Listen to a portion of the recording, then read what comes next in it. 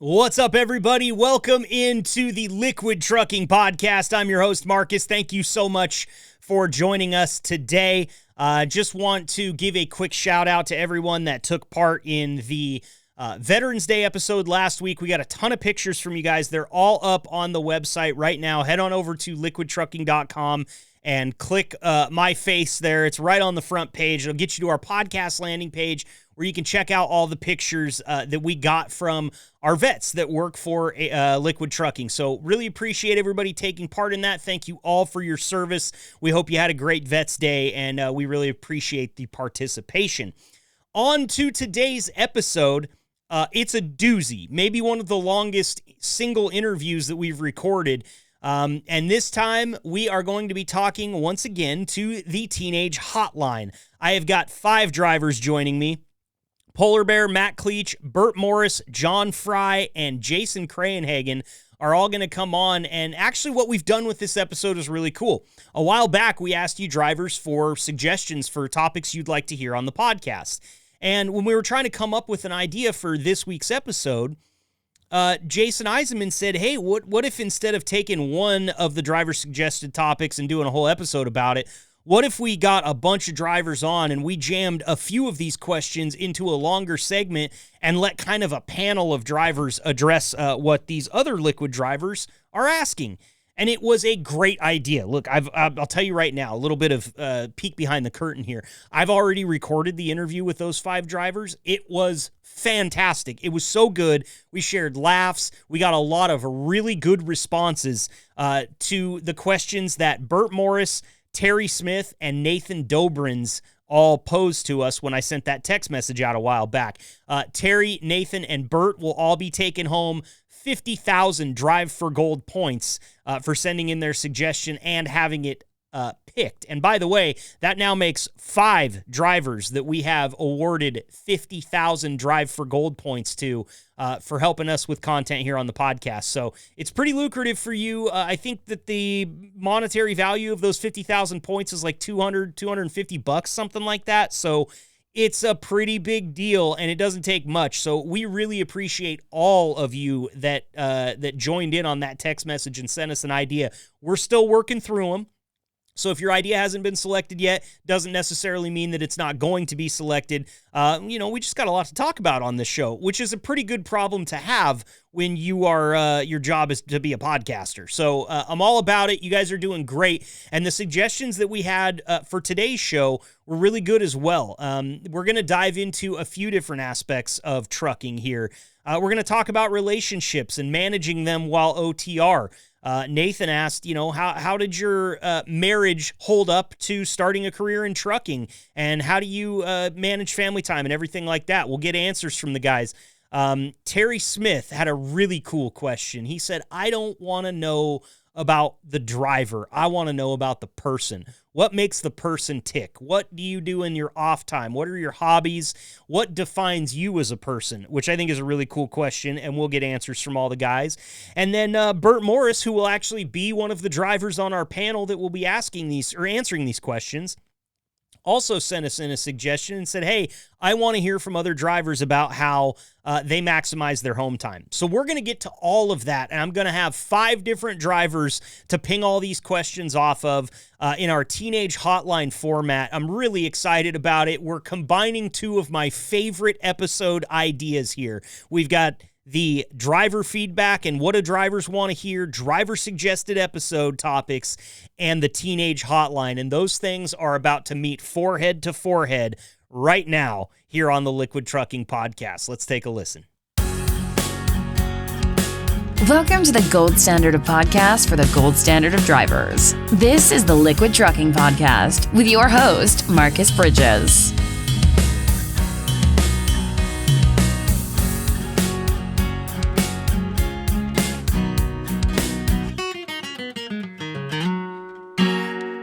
All right, Liquid Trucking. I've been looking forward to this segment for a very long time now, and it's finally here. This is our big driver-suggested segment, and I wanted to get as many suggestions on this episode as possible, as well as many drivers as possible. And right now, I've got 4 of them sitting on the line waiting to talk, and there's actually 2 more that didn't answer the phone that I'm thinking are probably going to call and join the conversation here in a few minutes. So let's start out by welcoming our 4 drivers that are here. We know them as the Teenage Hotline. A big round of applause for all these guys taking some time out of their day to come and share in some fun conversation with us. First up, you know him here on this podcast. He's been here a lot. His name is Polar Bear. Polar Bear, thanks for being here, my friend. Hello. Can't believe how quick this come together. It was pretty quick, man. A little miscommunication between you and me. I don't know whether our cell networks weren't working, but that's the best part about you, man, is you're flexible. I called you. You were ready to go, and we're going to make it happen. Well, like Kleich always says, we'll just blame it on the phone. There you go. I blame it on the operator. No sense Oh, in you doing would that. on this one. You're not a fun guy to golf with. I can already tell. It's the clubs, man. It ain't the guy swinging them. Hey, well, first of all, I don't know. I never get past the ball washing station. Here we go. I got Jason calling up right now. I'm going to take the call from Jason real quick. I'm going to merge him in here. Hey, Jason, you're on with the Teenage Hotline. Congratulations. You called up right after we started. So welcome to the party, Jason Krayenhagen from Liquid Trucking. What's up, slacker? Yeah, slacker. And he actually, he kind of got the King's treatment here because he comes in late. He gets introduced second. I mean, we're just right here in the introductions, and you kind of snuck in and cut the line, Jason. Yep. You don't do that, do you? Boom. Yeah, you don't want to see him pull up behind you in a tank wash because you know you're going to be waiting for it.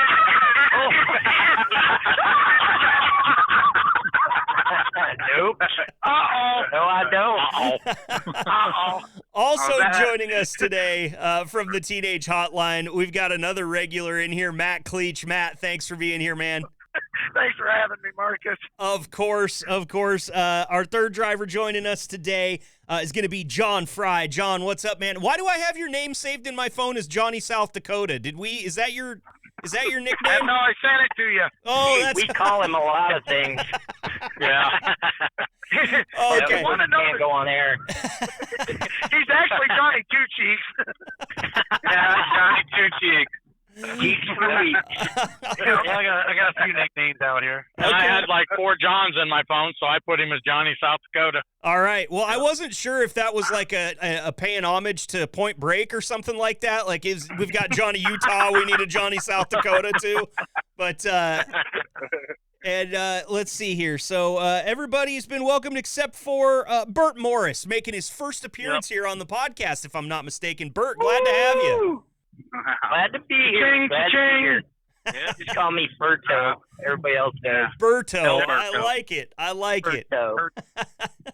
All right, fellas. Well, listen, I've got you all lined up here today because I thought the Teenage Hotline would be a great place to ask some of these questions that some of the other drivers are curious about. And really, I think it's, drivers want to hear from drivers. We know that. But I feel like when I bring on 1 or 2, we're kind of shortchanging them a little bit. So I wanted to have a whole panel of you guys in here today to take a crack at some of these questions that came from, first off, actually, Nathan Dobrenz is the first clip I'm going to play. Now, Nathan, he was interested in sort of the relationship side of trucking, okay? I'm going to go ahead and play the clip for you right now. And it's a little bit long, guys, so just listen in, and we'll have you respond to it kind of one at a time after it's done, okay? Okay. All right, here goes. Yep. All right, we've got Liquid driver Nathan Dobrenz on the line with us. He's the proud owner of 50,000 Drive for Gold points. I'm not sure if they'll be in your account yet. I didn't tell Jason yet. I was going to tell him a little later today, Nathan. So thanks for doing this with us before you're actually 50,000 points richer, my friend. All right. Sounds good to me. So your suggestion had to do with work-life balance for regional and OTR drivers and how the job affects marriage, kids, family, ECT. So let me have you elaborate on that a little bit. What would you like to hear from the drivers today? Well, I think the first one I would probably want to ask is when they started their truck driving career, were they already married? Did they have a girlfriend, fiance, or they start like right out of high school, but single, and then made it work from there. Because I think going into it when you're already in a relationship might work better because, like, you know, your spouse or girlfriend, children, all over kind of know, like, you know, what you got to do. But if you have someone that's used to seeing you every day, then all of a sudden you got to go out for weeks at a time or a week at a time. That could definitely shake things up. Absolutely. And let me ask you a little bit about how your situation started. Did you have a relationship before you got into driving, or is that something that happened after you started driving? So I started dating my now wife about 3 months before I started driving over the road. Okay. Initially, I was a janitor at a tax office of all places.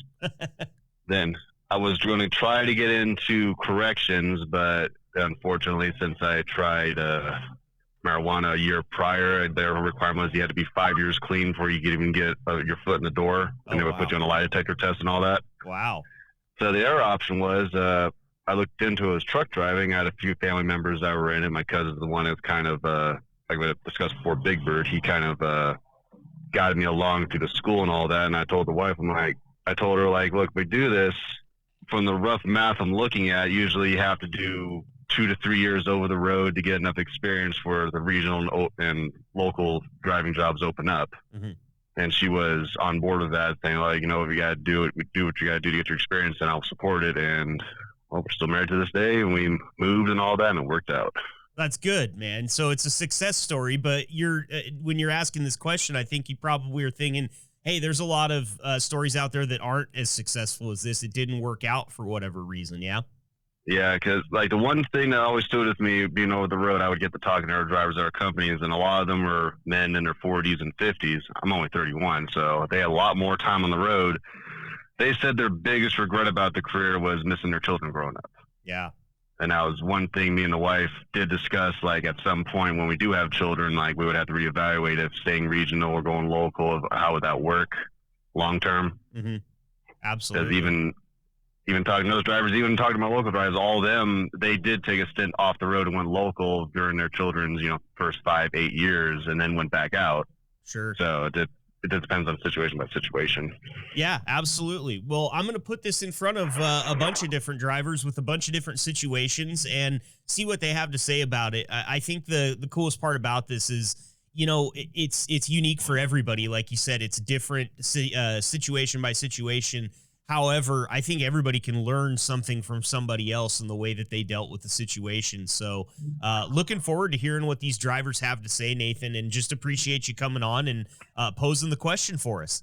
All right, no problem. Is there anything else that you want to ask him before I let you go? I would say I would ask how many of them actually brought their wives or husbands. I know there's not many women drivers here, but drivers that do listen, if they brought their spouse and family on the truck for a little bit, to see how that worked out for them. I had the wife on the truck for a week, and she had And is having her on there not for you either, or was it just not for her? If I had a bigger sleeper, it would have worked. I got you, man. All right, great. Well, that's Liquid Driver Nathan Dobrenz. Nathan, you stay safe out there. We'll talk to you soon. Thanks again for the suggestion. Yeah, no problem. All right, guys. So I could have clipped that up a little bit, but I decided to leave it in their long form to kind of give a little bit of background on Nathan and how he entered his career in trucking. But I know you guys all have different stories. So let me just go ahead and start with you, Polar Bear. You've been here the longest. How did you handle having a partner while being over OTR? Did you ever switch to local for kids or anything like that? What's your situation? No, my wife now, I was probably 4 years around that before we got together, and then it was tough. I tell you what, because I was used to being home every weekend, and then this one comes up and this one comes up, and she was a nurse's aide at the time, and I can't tell you how many times that she would have to work a double like on the weekend. You know, well, it's cutting into our time too, and that is one thing you have to make sure you know, because it is a big problem causer. And with the kids, that's my youngest was my stepkids, but was 4, 5. Now I miss everything. Now the grandkids, but it's good money. It is. It's good money. I mean, that's a great point. And let me ask you this, Polar Bear, do you regret missing any of that stuff? Yeah, I do a lot, but You know, I mean, I've got to see my oldest grandson literally being born because my legs gave out. So I had to sit down and I could just see him between everybody. But the other three, I missed out on them, you know, and kids really didn't do a lot of sports. It's just, you know, they're 2 years older, it seems like, when you come home every, 2 months, month and a half. Right. I imagine so. I mean, you know, I don't get to see my nephews very often. It seems like every time I do get to see them, they've grown like 6 or 8 inches, and it's wild. Yeah. So I totally understand that. It's interesting. And my last question for you there, did you ever bring the wife on the truck with you for a run? Just short ones here and there. Yeah, probably 3, 4. Matt Kleich, we're going to go to you for the next answer here. How's your relationship when you got into trucking? And basically, can you just respond there to some of the things that Nathan was looking to hear about? I started way long. As of this December, this will be my 29th year in the trucking industry, and I started way back. I met my first wife in 99, married her in 2000. It was kind of all over the place with trucking, and she went with me quite a bit. After that, it kind of settled down and came off the truck because she didn't like it. But her family was all truck drivers. Her dad, both of her brothers were truck drivers. So that's with her, raised all of my kids and still raising my kids today from a truck. And it cost me a marriage, but actually it's not trucking that cost me a marriage. It's the truck I bought that cost me my marriage. Your personal truck or your actual? I was owner operator. I had 5 trucks and 17 trailers at one time. Oh, wow. Okay. So you were out there spending some of your business money, and she wasn't too happy about that. Well, it was that, and the time away, and of course my attitude as a truck driver and as a young guy, you know, I mean, you grow. If I'd have known then what I know now, I'd have never gotten into this industry. I'd have stayed home. I'd have stayed out of the truck. That's true. Okay, well, I think that's important feedback there, because you're talking to a guy that's only 31 years old right now. So yeah, because I lost a lot of very important times with my boys and my daughters. Mm-hmm. You know, raising them from the road. I mean, I don't regret being able to put a roof over their head, but the time away, you know, there's a little bit of animosity that comes from your kids. You know, it can reverse and come back on you. Oh, you know, I'm like, sure. why weren't you here? You know, why wasn't Dad here? You know, I was busy making money. You know, and I took every one of my kids in the truck with me at one time. Mm-hmm. You know, not at the same time, but they've all been in the truck. You know. Well, and you know, I'm gonna just pepper this with a little bit of personal experience here. You know, when I played football, my dad, every single game from freshman JV all the way till my senior night, senior year, would videotape every single play of every single game. He would stand at an elevated spot away from all of his friends and everybody else cheering us on, and he would videotape the game because he wanted us to have that memory. And I always kind of took that for granted until one game he wasn't there. And I scored a touchdown that game, a pretty long one. And I don't think we have it on film. And I remember you said there was like a little bit of pushback and resentment, Matt, that can come from kids. My dad missed one game of my entire career, and I remember being a little bit upset about it. And he's going to hear that on this podcast, and I'm probably going to have to call and apologize to him because he was putting a roof over my head. That's exactly what he was doing. But to add a little perspective to it, he missed one game, and I was kind of upset about it. I can only imagine if you're missing a lot of stuff, you know, in a row, how the kids must feel. Yeah, I missed a ton of stuff, and I never felt guilty about it. I missed Christmases. I didn't care. I just kept moving, you know. I just kept trucking along, you know, had to make it happen. That was the goal, make it happen. And today, you know, now that my grandbabies, I'm home. You know, I make sure I get home to be with them kids. You know, I try. I used to not be this way until about the last year and a half or so. It's like, I need to be there, you know. Yeah. So it really changed with now, you. Yeah, it just really did. I don't know what changed. It just, I want to go home. I want to be with the grandbabies. And of course, when I see the grandbabies, I see the kids now. Yep. I'll tell you what changed. You're getting soft in your old age. That's what changed. No, it's not like trucking. All right. We can all vouch for that too, Marcus. Yeah, Sorry. yeah. We can. Yeah, he used to be, this Kleich guy used to just be a sweetheart and as nice as the day is long. No, you're great, Matt. And I appreciate that good kind of in-depth answer there, because it's not easy to talk about it if your kids are upset at you. I mean, I don't have kids, but when my dogs look at me cross, it ruins my day. So I can only imagine. I can only imagine. Kids too. Yep.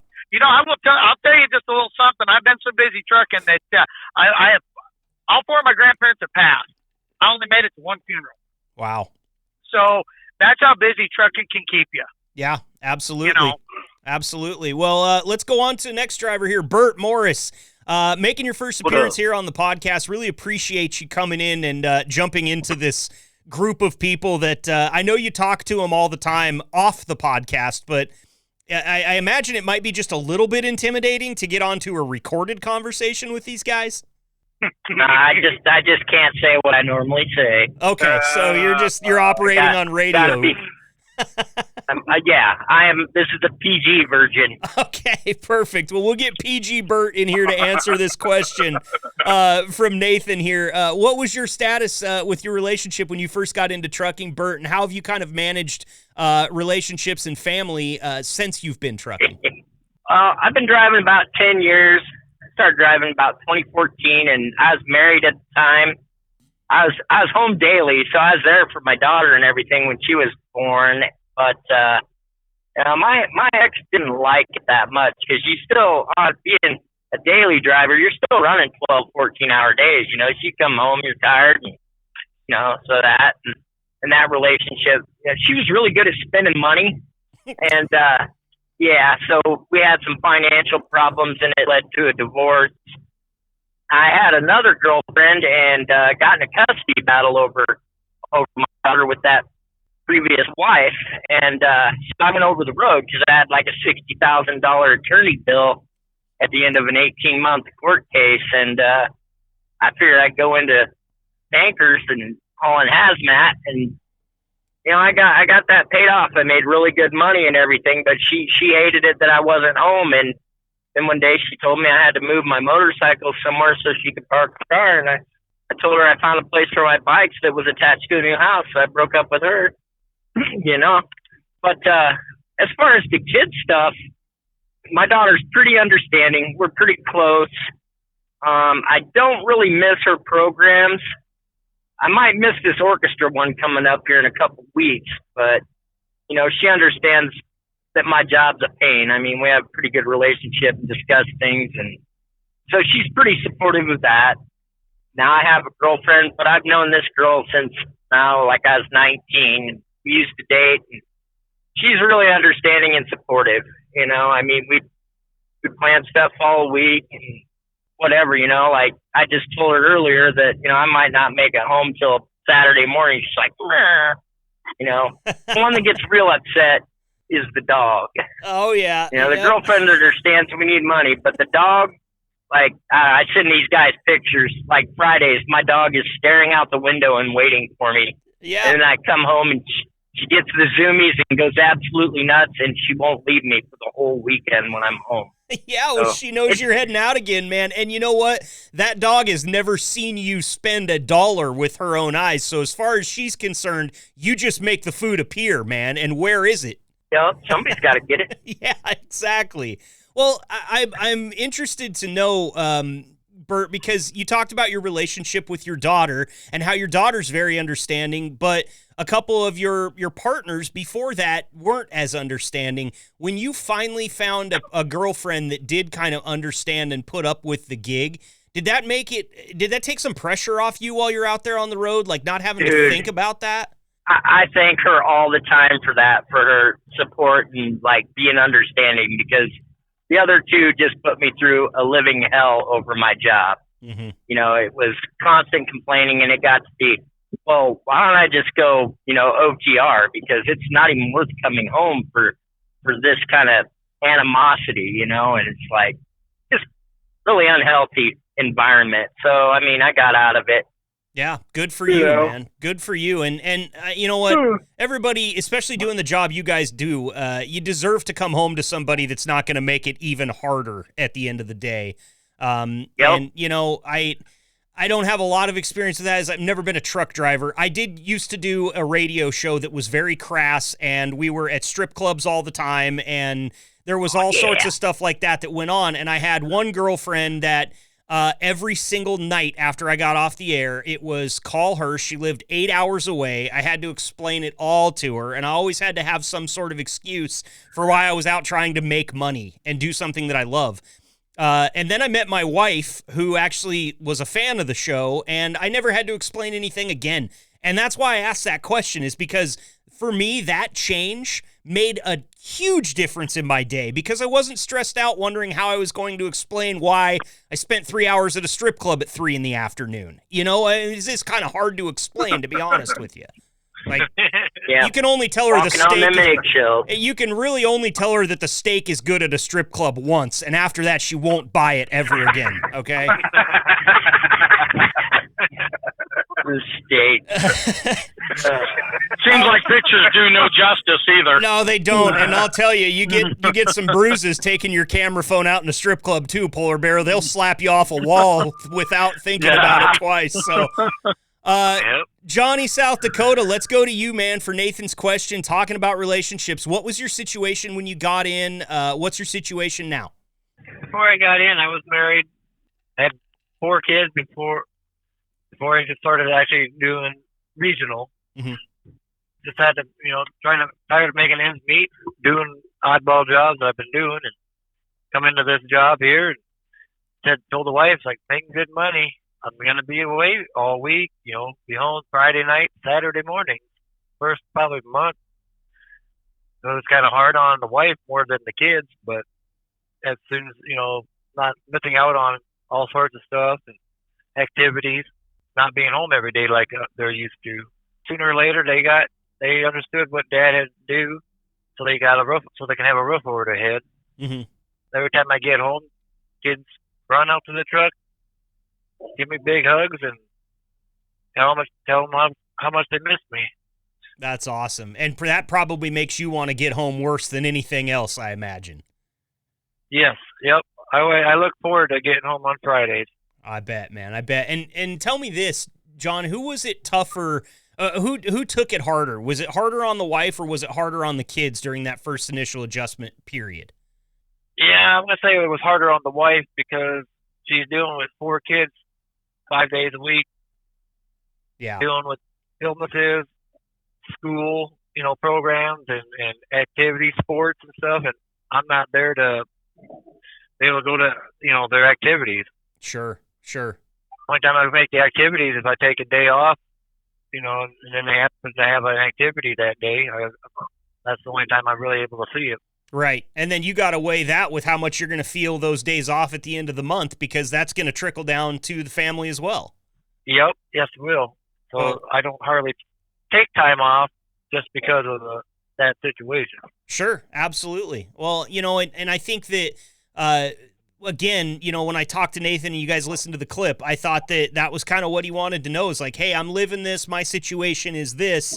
How's your situation, and how did it go? And I love the feedback that we're getting from you guys right now. So thank you all, because I know that this isn't like the easiest thing to talk about. Not everybody wants to come onto a podcast and dish about their relationship with family and partners. So it's greatly appreciated, guys. And Jason, you're the last one I've got to go here to.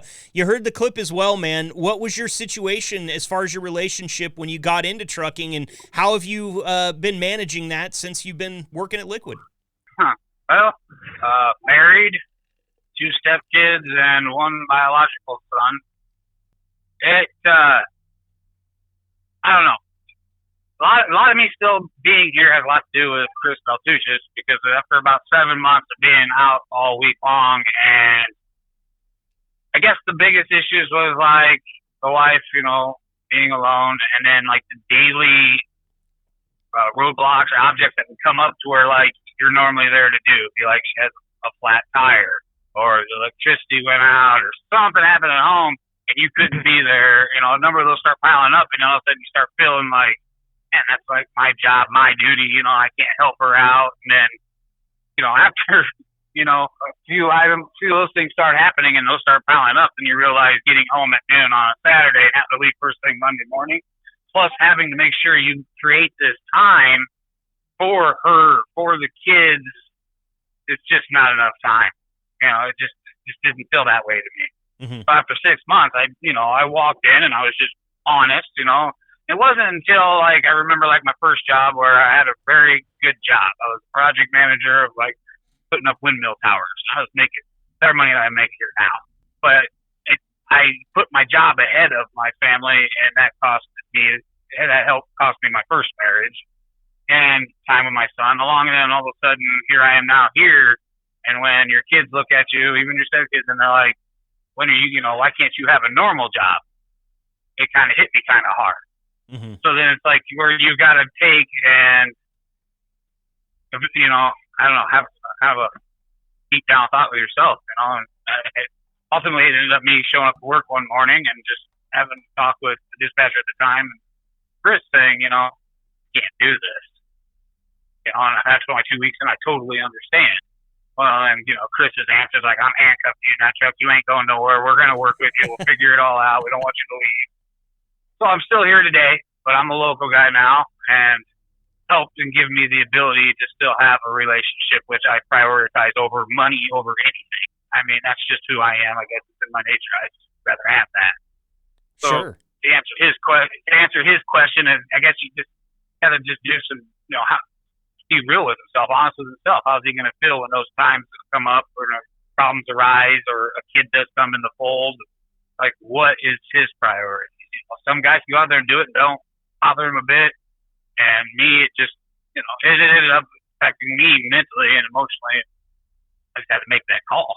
Sure. Well, and I think another point in your story there that's important is that, this is the company you guys work for. This is the company that said, listen, we want to work with you. And does that mean it can happen to everyone and it can work out perfect for every single driver to do it all his own way? And no, that's never going to be the way it goes. But just from doing this podcast as long as I have, I think this is going to be one of our 50th, maybe our 51st episode. The company is willing to work with you guys if they can. They're not going to just have something like that happen. And it seems to me, Jason, Chris Baltouche just saw a good driver in you and knew that you would help move the company forward. He just had to find a place to put you that it was going to work out for you and the company. Oh yeah, 100%. I mean, even though I had, like I said about my first job I had, the one job I had, there was no wiggle room there. Mm-hmm. And so it was hard and almost scary to go to your boss and say something like that. I'm like, great. I even walked out that morning telling the wife, I may not have a job after this, but I've made up my mind. I have to do this. This is what I want to do. This is what I feel in my heart. Mm-hmm. And the answer I got was so just, I don't even know really how to put it. It was awesome to see that, there is that ability to a company that does care in that way, that's Sure. willing to try. I'm not saying that it can work for everybody that works here, but it just happened to be maybe the right time for me at that moment, and the right time of the company that worked out, I guess. Yeah, the opportunity was there, and we're all glad for you that it did work out that way, because we've had a great time talking to you on this podcast, and I imagine if it didn't work out that day, you would have walked out without a job and maybe a black eye, because Chris, really nice guy, man, but he gets what he wants, Oh yeah.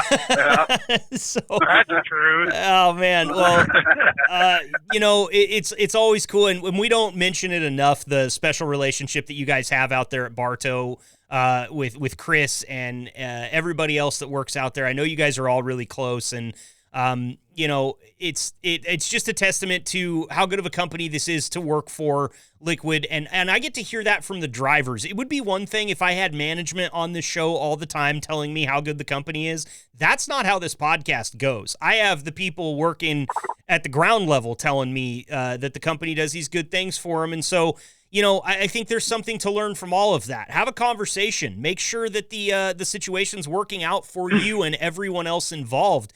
And like you said there, Jason, have a conversation with yourself, man. Sometimes those aren't the easiest ones to have.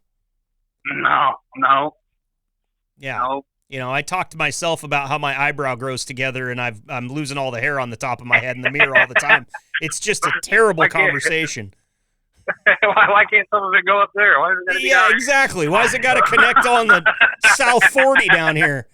All right, fellas. Look at it from a different angle. Well, there you go. I try to hide my face from the mirror, Polar Bear. That's the best answer. Face for radio over here. You know what they say. So I've got another clip for you guys here. This one's coming from Terry Smith. And this one I hope will be a little bit more on the lighthearted side. Look, the relationship thing's serious and every one of us deal with it. But there's another part to us all being people that Terry really wants to hear about here. And I'm going to let Terry Smith, Liquid Driver, ask the question himself. So here goes, fellas. I'm joined next here by Liquid Driver Terry Smith, who also suggested something to us and will be the proud owner of 50,000 Drive for Gold points. Terry, thanks for being here today, man. Really appreciate the suggestion. Hey, thanks for having me. Absolutely. Now, your suggestion was, well, you and I had a little conversation last night, actually, over text message. And instead of spoiling that for the listeners, I'm just going to let you tell them what it is that you want to know about from this panel of drivers I'm going to be talking to. Okay. Well, simply put, we drivers tend to identify a lot with our jobs. When somebody asks us who we are, we always say we're truck drivers. Mm-hmm. But what I wanted to hear about more was the person, not the driver, the person. You know, let's talk about what makes you tick, you know, your hobbies, things you love to do outside of the truck. You know, we work to live. We don't live to work. Well, some of us might, but most of us, you know, we work to live. Right. You know, me, for example, huge gamer. I love my Grand Theft Auto Online. If I could be as rich in real life as I was online, well, I probably wouldn't be sitting here talking to you. But well, I'd hope to still get just an iota of your time, Terry, maybe just a minute or two. But you know, there's things that we do that aren't part of driving, and that's what I want to hear about. Okay. You know, I have a massive collection of action figures, and I love cooking for my family. I mean, just all those things. You sent some pictures of some of your G.I. Joe collection to me last night, and it is massive. Do you mind if I put some of those up on the website so that other drivers can see what you've got? Yeah, sure you can. And I've got other pictures of my troop. I call it my army building project. Because that's one of the fun parts. The bad guys are kind of nameless, faceless guys, so you can build these massive armies, you know. Right. So that's awesome, man. Well, I told you last night, and I'll tell you again here on the show, you are living my childhood dream. I used to get so dramatic with my G.I. Joes. I mean, I would do full-on action movies with those things when I was a kid, and there was never a place that I went that I didn't have, you know, a couple pockets full of G.I. Joes. I used to go on these trips with my dad where we would drive out to Central Oregon, and he would basically rent a hotel room, and I would just hang out in the hotel room, watch movies, and play with my G.I. Joes while he would go to this big district meeting that lasted like 3 or 4 hours. And I would get so elaborate with my G.I. Joes in that hotel room. If somebody walked in on me, they probably would have put me in a mental hospital, Terry. But I had so much fun with them, man. And I think it's really cool that you kept that hobby going because you told me you're living your childhood dream right now. So this is something that you've been going and doing for a long time. Oh, absolutely. I always kind of joke and say growing up is a scam. Yep. And it's one thing I did with my kids. The thing I hated hearing growing up was, you're too old for that. You know what? You're never too old for something that brings you joy. Very well put. Very well put. And you're saying that, you know, this episode's going to air after Halloween, but we're recording it a few days before Halloween. And I will say what you just said can be punctuated by the fact that all of us 40, 50, 60-year-old adults will be donning costumes here in a few weeks or in a week or so just to go out and have a little bit of fun. So think about it with that frame of mind. Absolutely. Absolutely. So, well, why do we always tell ourselves we're too old to do the fun thing? No, we're not. No, we're not. Unless your body won't hold up into it anymore. You know, I get it if you can't go out and do a backflip on a wakeboard at 60. I get it, but I also think you should keep riding. You know what I'm saying? Absolutely. Absolutely. Well, Terry, I really appreciate the suggestion, and I hope that you can hook yourself up with something that you either want or need with those Drive for Gold points. And, is there anything else that you want to hear from any of the guys before I let you go today? Nope. Just, you know, exactly what I said, man. Tell us what keeps you young. Okay. Sounds good, Terry. Well, you keep doing what keeps you young. And if I ever get the gumption and get back on GTA Online, I'm going to come look you up and have me show you the ropes because it sounds like you're pretty well off. Oh, yeah. I've got all the fun toys. Perfect. And real quick, I do want to ask, what's your gaming rig? Are you a PlayStation console, or PlayStation Xbox guy, or are you a PC gamer? I have a PS5. Perfect. Well, you're set up, man. Well, Terry, again, thank you so much for coming on the show with us today, and stay safe out there, all right? Thank you, sir. So what makes you tick, fellas? That's the question. Really, your off-time hobbies. And I know a lot of you guys take a lot of pride in being truck drivers, but I also happen to know that a lot of you guys take a lot of pride in doing other stuff as well. Matt, I'm going to start with you here, mainly because I've been the beneficiary of one of your off-time hobbies before. So go ahead and talk us through what keeps you young, Matt. I'm just gonna tell you right now, my grandkids, and Jason, I think you can vouch for this. You seen me do a flip on the trampoline and I broke my something. My grandkids keep me young, and that's what I said. That's one of my things. You know, this Saturday we're going to be carving pumpkins with my grandkids. So that my grandkids help keep me young. The other thing that makes me tick is my queen, my little woman. She's the driving foot behind everything I do. Everything from the spices to grilling to everything. You know, that's what keeps me where I'm at. You know, she's my driving force. Other than that, you know, a little bit of whiskey doesn't help, you know, doesn't hurt. And, you know, good friends, just enjoying people. You know, I'm 50 years old. I mean, I'm too old to do flips on a trampoline, I guess. And, you know, it doesn't hurt as bad when I pull a tray out of the dehydrator. There you go. Well, just you know, I'm not gonna get started. Yeah, okay. But yeah, you know, kids, woman, dogs. You know, everybody knows how I feel about my dogs. You know, Yep. grandkids. I'm just an old guy. You know, and yeah, you've received some of the spices and stuff. That's not much of a hobby anymore, as it's becoming a job now. Well, that's okay, because it's also it's really also rocking and gonna, rolling. yeah, it's gonna have a paycheck attached to it too. That's gonna be pretty nice. I can't wait. Yep, I cannot wait.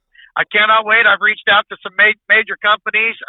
Waiting for a few emails, and we'll just see what happens. There you go. And see, that all that stuff keeps you young, man. I love it. And I did want to have a slight correction to what you said. You said first that you broke your something doing a backflip on the trampoline, and then later you said, apparently I'm too old to do a backflip. There's no apparently, Matt. You are too old. That's just, there's no qualifying statement there. 50 in trampolines. I gave up trampolines at like 19, brother. What are you doing out there? Entertaining my grandkids, I will tell you this, I'm a way better grandpa than I ever was a father. Okay, good, man. There's something about that little bit of whiskey that helps. Yeah, it sure does. 9 years in, and you can do stuff on a trampoline you didn't know you could. Yeah, the whiskey helps. And, you know, a little bit of whiskey helps, but a lot of it helps even more. So just brush your teeth with that shit. You'll be doing backflips on the trampoline in no time, Kleich. Yeah, so that's me, and that's what makes me tick, you know. I love it, man. Jason, since you got to witness Matt break his something, what makes you tick, man? Is it watching Matt hurt himself on the trampoline? Because I could get a kick out of that. Dude. Yeah, if I could. Yeah, that was amazing. I mean, I never seen a 50-year-old man go up there like he did. That was. But when you got a couple whiskeys in you and a few beers, I mean, I suppose you feel pretty limber. Yeah. Oh, you're gonna bounce. You bounce a little bit. You know, that whiskey makes you a little more buoyant, I think. Yeah. So what makes you tick, man? I've got a lot of things I enjoy doing. I mean, I used to be a big gamer. I mean, I own a PS5 now. I still play games every now and then, but I don't know. I like to just, when I got free time, you know, especially right now this time of year, it's NFL football, and I'm big into church, my group meetings during the weeknights, and I love dirt track racing. If I can go to a dirt track race, there's one going on, I ain't home, pretty good chance that's where I'm at. Okay. So, riding my Harley, another thing. So yeah, if I had a dirt track race, I'll probably on my Harley heading to the dirt track race. One of the two. I like it, man. I mean, and my kids, they're all to that age. I got one in college now with that son, and my other boys, they're just at that age where they don't need you like you know. Absolutely. I'm not fun anymore. Yeah, that's kind of my thing. I mean, other than that, I'm pretty simple, boring, try to live within my means. But I think that's kind of exactly what Terry wanted to hear is what makes Jason, and you can tell, man, dirt track racing, riding my Harley. Like, those are the things that make you Jason the person, not Jason the liquid driver. And I think that's exactly what Terry wanted to hear, and so thank you for that. How about you, Johnny, South Dakota? I keep almost calling you Johnny, Utah, so if that slips out at some point in time, I am sorry. But I am a big Point Break fan, and the Keanu one, not any of this new garbage. So what makes you tick, John? Oh, I get home, I like to spend time with the kids, doing whatever fun things I can think of, within, reasonable means. I don't know. I like to do, I know it's not fun, but I like to work on vehicles and whatnot, just help people out, kind of pass the time away when I do have a little free time. Oh, we had fun doing it, John. Just last weekend, I helped Jason fix his pickup, and it was a good time, So somehow Jason just gets in on stuff, huh? Hey, I try to get excitement with each and every one of you because you're all like brothers to me. So. There you go. And you all have at least one special skill that he can get out of you too. So if it's if he shows up on the Harley, he's probably going to show up at somebody's house that can fix a Harley, right? Exactly. Once I figure it out, I know where I know what to do. Yep. Perfect. He knows how to work them angles. Yeah, exactly. All right. So spending time with family, John, is what it sounds like for you, man. It sounds like that really just kind of fills up your cup, man. And I think that we're going to hear that, if we were to poll every liquid driver, I think that we'd probably get that a lot, is that, you guys are tired, you're worn out. Sometimes when you get home on the weekends, it's just about hanging out with the family and just spending some time and catching up on some of that lost time. Yep. But you'll never gain it back when you're out in the truck like this. Yep. Absolutely. All right, Polar Bear, your turn, buddy. Aside from John about football with me every now and then, what makes you tick, buddy? Yeah, I'm not real active. They always give me crap for trying to talk people into doing stuff for me, but I'm an outdoorsman. I love mowing and fishing. Just the oldest grandson, he's the one that hangs out with me the most, but just doing whatever there. Just sitting on the front porch watching them ride their bike too. So, just family time that I missed out on a lot. Yeah, family time, man. And that's exactly, what we were just talking about. I think that's awesome because listen, to a 30-year-old, that might sound kind of boring, but to you, it's everything you've wanted and more, right? Yeah, when I was a lot younger, that's all we did was sitting out in the backyard, front yard, tearing the car down, always working on something. Right. Always having a project. You could work on everything back then. Everything was carbureted, everything was easy to work on. Yep. Well, if you just get a computer programming degree, you could fix your F-150 yourself now, Polar Bear. Come on. Man, I know you got plenty of free time for that type of stuff. Start taking some classes. Come on now. I sure do, yeah. I was going to say, I'm going to put my body to the test Black Friday. Another driver and I were going to the Chiefs Raiders game. So awesome. I'm not at any bit looking forward to it because I've been to like 6 or 7, and yeah, each one seems to get worse and worse. And I don't drink anymore, so I can't medicate it that way. Well, some real good earplugs, some industrial earplugs ought to help keep the Raiders fans at bay. All right. Yeah, that too. But yeah, the knees and the hips. I mean, yeah. Oh yeah, it's a lot, man. On your feet all day the there. Body. Well, I wish good luck to your Chiefs for that game. And, listen, as long as you're not doing backflips on any trampolines anytime soon, Polar Bear, you'd probably be all right. I didn't do it when I was young. I might have fallen and done a somersault. Now, that might have happened. Right. The accidental somersault. I got a few of those under my belt, too, Polar Bear. Don't worry. And if I did a flip, it's probably because I drank too much and didn't know I did it. Maybe I did it. I don't know. I hear you. All right, fellas. There's a 50-40 chance I landed on my head, too. Okay, and what's that extra 10%? You put it either way you want it. Okay, we'll go ahead and give 5 to each there. Make it even. Okay, so... Yeah. So last question we got actually comes from a guy that's hanging out here with us right now. Burt Morris, you sent in a suggestion that had to do with maximizing home time. So, I mean, you got the guys here. I'm sure you've asked them some of these questions before, but Go ahead and hit me with it. What do you want to hear from them about maximizing home time? Well, just what they do to, make plans for the weekend. Cause, it's a pretty demanding job. Like we've been talking about. I mean, that topic comes up a lot, it affects relationships and our hobbies and all that. I mean, what do you do to get the most out of your weekend other than sleep all day like Polar Bear? Hey, did we ask Burt what makes him tick? We didn't. You know what makes me tick? What's that? My girlfriend said I couldn't talk about that on here. Right? I'm sorry, Burt. Motorcycles. Motorcycles make you tick. Do you like to build them, just ride them? What is it about motorcycles? I ain't got time to work on them. I ride them.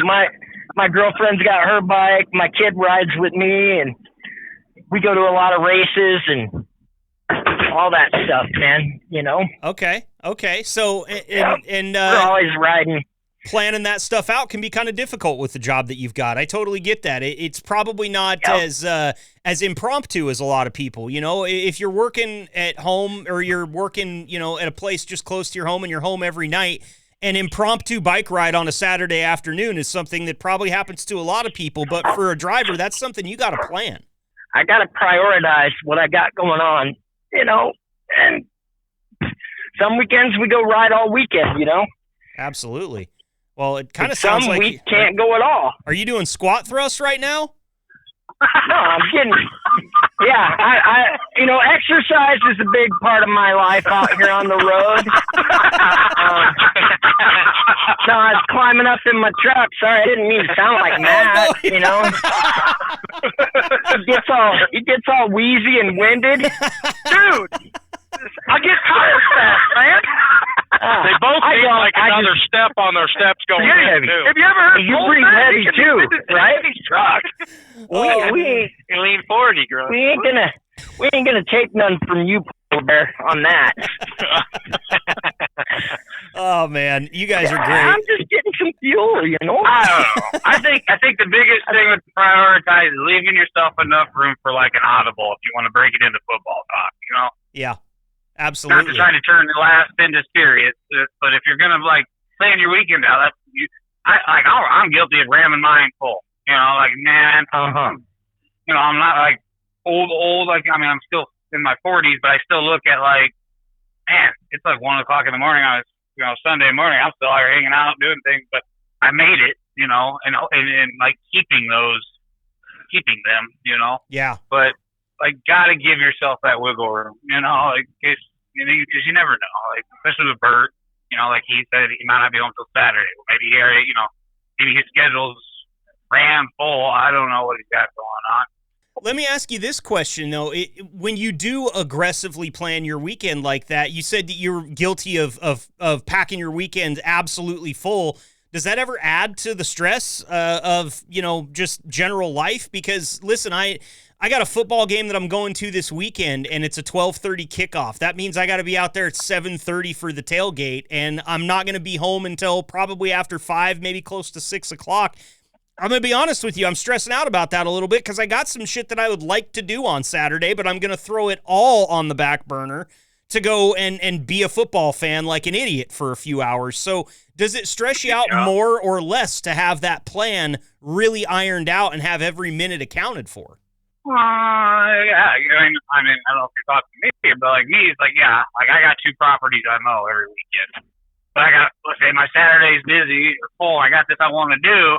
There comes a point where I don't care if I got a flashlight to my forehead. I'm gonna get my yard done early in the morning and whatever. Wake up neighbors, don't care. But not the skinniest dude in the world, but I'll run with that push mower like a motherfucker. And it's real easy to not care about pissing off your neighbors when you're not home all week long. What are you gonna do? Come knock on the door, talk to my wife. I'm sure she'll have some creative words for you. Yeah. All right. I mean, you just, I don't know, prioritizing and also being able to, in a way, leave room for this is going to change, or I don't like this place, I'm audible into this one, whatever. Yeah. No, you got to stay flexible out there. Polar Bear, I'm interested to hear from you, all the experience you've got. How do you maximize home time, make the most of it? Just kind of like Burt said, I don't go home a lot. I don't know. I'm 100% into trucking right now. I got what I need, and my wife and I were two old married couple. She takes care of my house, and I live in a 6x8 cell. Now it's about a 10x12, but since we got bigger sleepers now. But yeah, I mean, like I said, during the summers and springs is when I go home. At least every other, seems like, but and just mowing and doing the outdoor stuff. And my grandson, I'll take them, all of them, if I can, to the park. Couple 2 hours. Go at like 11 o'clock and get something to eat and go eat, and then let them run it off. Oh, yeah. I try to stay awake usually. It all depends on how comfortable that park bench is that you find, right? Well, usually they're not very. Have you seen many? Well, they put spikes. These are the hard wooden ones. Yeah, they put spikes all over them over here in Oregon because they don't want homeless people sleeping on them. So really, they're not that comfortable to begin with. I'll take a nap in the grass. And it's football season now, so I'm all about NFL. My wife's two things: she's not a football fan, and she's definitely not a Chiefs fan. I'm barred from watching football at home with her there because I get into it. I'm loud, I'm obnoxious, and that's me. Changes from when? You said. Well, I'm just giving an explanation, Kleich. Well, listen, if you're loud and obnoxious as a Chiefs fan, you're going to fit right in at that Chiefs-Raiders game, okay? There's going to be plenty of friends. Yeah. Well, Jeremy and I have been to, I think this will be our fourth one or our third. We even went during COVID. Oh, nice. That's awesome. Yeah. Well, the Raiders are all wearing masks anyway, those freaks out there. So, I mean, I know. You'd be okay, I guess. But how about you, Kleich? Talk to me about how you maximize your home time. I am just as guilty as Jason is in packing my weekend. I do it every weekend. There's no way to maximize time. I actually get in trouble for taking time off because I want a little extra time. Mm-hmm. So I pack my weekend. Every weekend is packed. This weekend I've got spices to do, but we're going to do the pumpkins on Saturday night. And then, I got to do my laundry for Sunday, and then it's get ready for the truck on Sunday. And I'm not a big football fan as you guys, so I don't let that interfere with my life. I'll put it on the TV and I'll listen, but I get so wound up with doing the spices and helping the little woman clean when I can, when I do. I'm absolutely guilty of packing it in too tight all the time. Sure. There is no maximizing it. I could be home every night and I would still be screwed for time. Yeah, I got you, man. You just sound like, a busy guy, and that's okay too. And you might not be as rabid of a football fan as Polar Bear and I are, but that also means that the random chance of a football game win won't affect your mood for the rest of the week, which is something that I deal with all the time. Yeah, I mean, one thing about football, I'm not the most honest person in the world. I don't let something as minuscule as that interfere with my life. Well, and the nice thing about it is we put as many hours on Monday morning as we can into football talk. Yeah, good. Well, Kleich, I think, gives us like 10 minutes, but we take like 4 hours. I don't mind talking. I really don't mind talking college football. I really don't. I enjoy it, but I cannot stand the Nealers Football League. I have no respect for them. Okay, all right. Well, if you want to talk football, I'll give you a solid 4 hours on the #1 Oregon Ducks right now if you want it. But we've already been here for a full hour, so I don't know.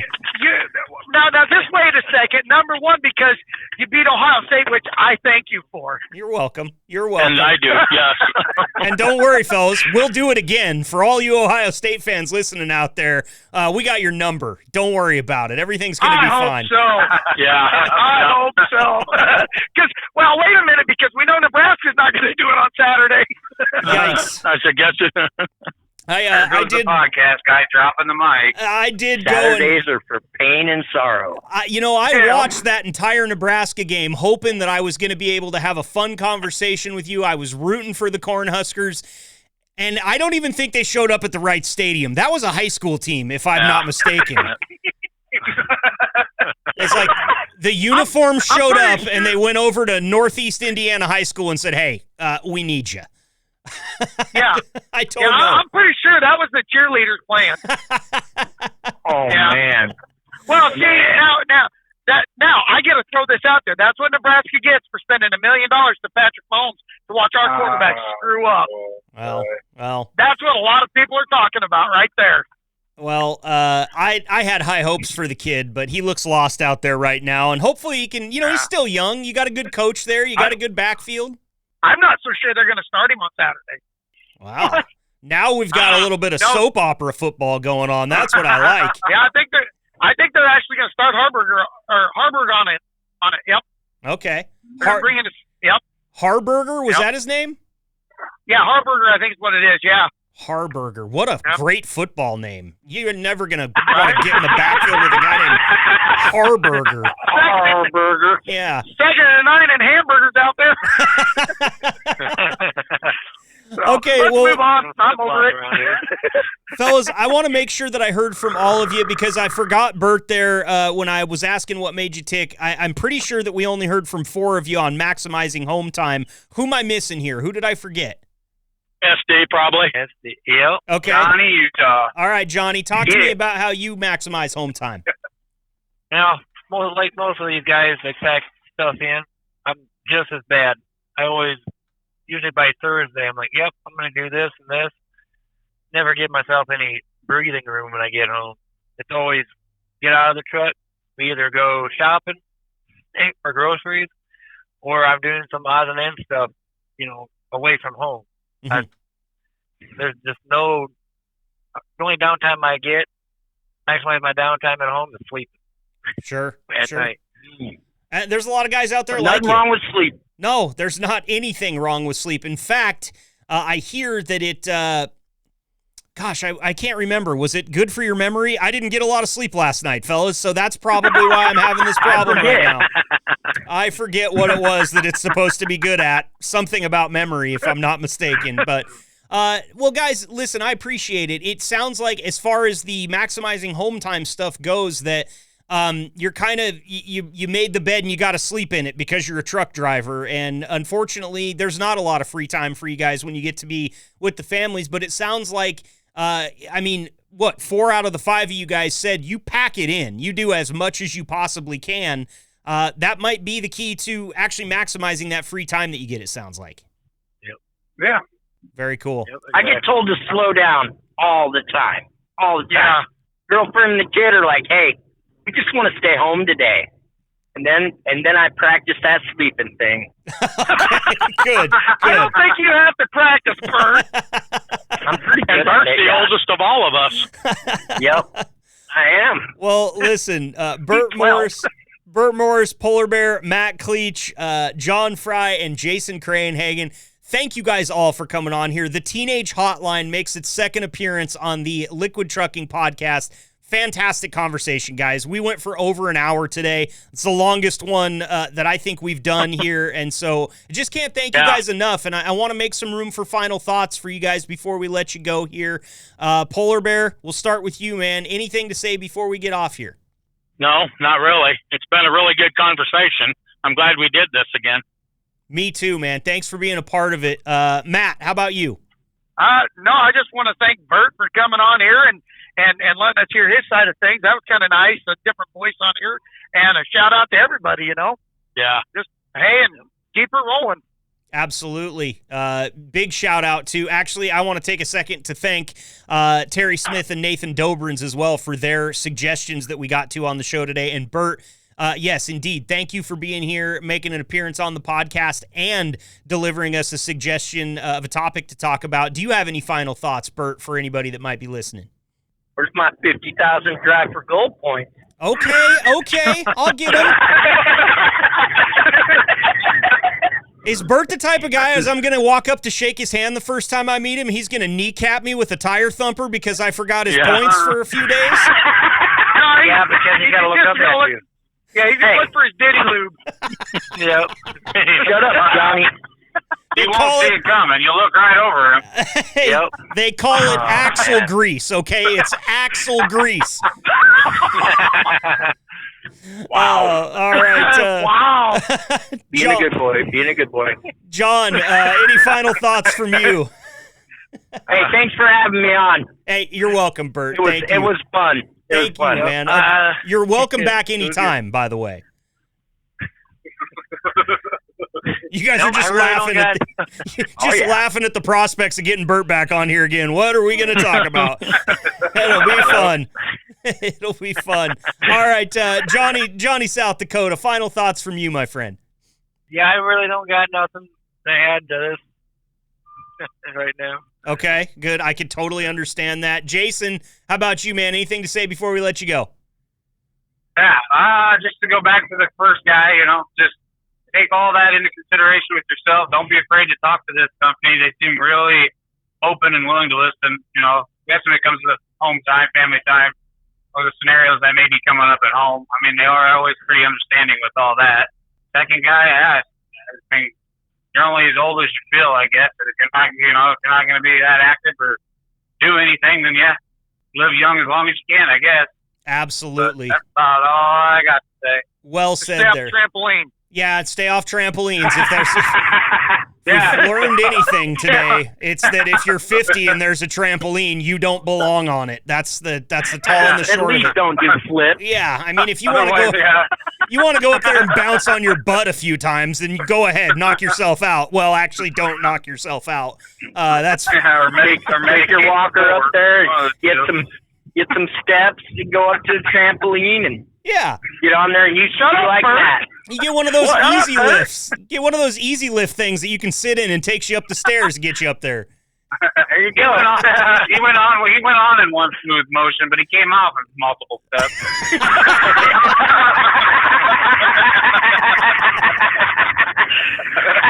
There is no better way to wrap this one up. That's the Teenage Hotline. Thanks to Polar Bear, Matt, Burt, John, and Jason. You guys are awesome. Be safe out there. We'll get you back on again soon, okay? Thanks, Marcus. Thanks, Marcus.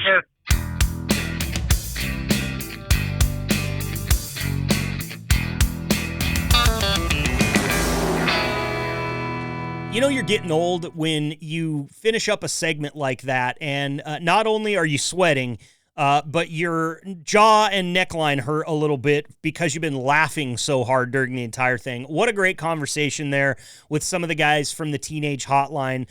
Big thanks to Polar Bear, Matt Kleich, John Frey, Jason Krayenhagen, and Burt Morris for coming on and spending an entire hour with us there. And then, of course, on top of that, I want to thank Nathan Dobrenz and Terry Smith for their phenomenal suggestions. Getting to know drivers is something that has been one of the greatest parts about this job that I get to do. And I know I've said that a lot. This isn't the first time you guys have heard me, but I really am, I guess what you would call a fan of podcasts. I like long-form conversations. If you guys couldn't tell by how I never don't have something to say, I just really enjoy the art of conversation. And, when I was on the radio back in my formative years, getting out of college, the fast pace of radio was something that worked for me. 5-minute segments, 7-minute segments, in and out. Get to the good stuff, get to it quick, and then get out of the way and get the music playing. I am not that guy anymore. I would like to sit down and talk for hours at a time. This might be like a Joe Rogan length podcast if I had my way and had people that weren't so busy that they could actually sit down and talk to me for 3.5 hours. So the fact that we got to spend over an hour on the phone with the Teenage Hotline today and ask all these questions of all 5 of them was really cool. And I just really appreciate the guys and all their time. And, of course, appreciate Nathan and Terry for sending in their suggestions, and Burt as well. We actually, we had one more driver. He got stuck at a drop-off that has pretty strict rules, and he needed to be front and center, Johnny on the spot for that. But we were also supposed to hear from Wendell Yoder today.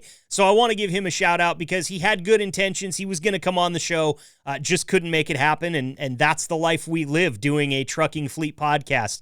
I totally understand it, and it's a good opportunity. The reason I bring that up is because if you're thinking about coming on the podcast sometime in the future, and that's one of the things you're worried about, understand that we will work around it. Whether we have to do the interview without you or find somebody else this time, or we just reschedule it and reschedule it and reschedule it until we finally get to do it, we're okay with any of that. So thanks to Yoder for trying today. Couldn't get him, but we'll get him on here again later on. Maybe next time we get the Teenage Hotline boys on the line. So there you have it. That wraps up another driver suggestion episode with a little bit of a Teenage Hotline bent there. Really appreciate everybody for taking part in this one. Keep an eye on your text messages, man, because I'm sending out texts all the time looking for people to participate in the podcast. And if you have my number or my email address and would like to be on the podcast, it's real simple. All you got to do is reach out. You can also send an email to the podcast email, which is podcast@liquidtrucking.com, and we'll be sure to see those as well. So thanks, everybody. This puts a bow on episode 50 of the Liquid Trucking Podcast. We'll be back next week with more good content for you. Keep the shiny side up and stay safe out there. We'll talk to you next week. Thanks for tuning in and being the gold standard of drivers on the road. Be sure to like and subscribe to the channel and tune in next week for another episode of the Liquid Trucking Podcast.